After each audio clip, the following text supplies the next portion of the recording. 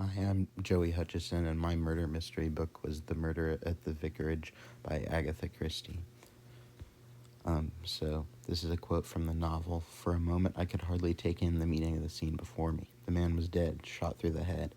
And this is the narrator coming across the body of the murder victim. So, it's a classic Agatha Christie murder mystery novel. A hated clergyman who's the magistrate of a small little English town is found dead, and an elderly woman who is an amateur detective has to sift through the clues and suspects to find who did it.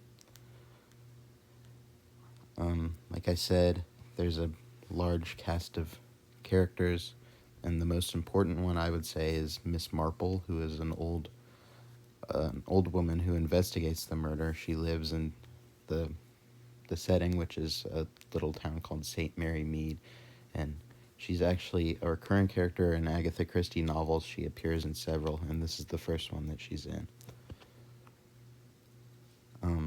And the murder victim is named Colonel Prothero, who is an uptight magistrate, like I said, and he's found dead in the study of the vicar, Lynn Clement, and Lynn narrates the book. And the other characters in the book mostly serve as suspects, like Lawrence, who is a young painter having an affair with Prothero's wife, Anne, and Dr. Stone, who is a mysterious archaeologist who comes to St. Mary Mead.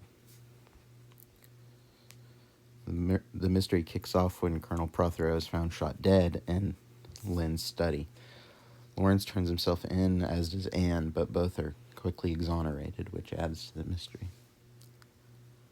More evidence, some of it relevant and some of it a red herring, is discovered, like a gunshot from the forest heard after the murder, which obviously doesn't fit with where he was found, and new clues about Dr. Stone that make him a suspicious figure. And then, obviously, the mystery builds from there, with Miss Marple kind of sorting it all together, along with Lynn. In terms of connections, I'm a fan of murder mysteries, and this is a great example of one. For a more recent example, the movie Knives Out is kind of a classic Agatha Christie mystery, and then obviously it's very similar to her other works like And Then There Were None. As far as the actual writing, I thought it was well written. It still sounds like an older novel in terms of word choice and diction, I guess, but it's not too complicated. It has a very simple structure, and it's well written with great characters and intriguing mystery. Overall, I did enjoy and would recommend the book.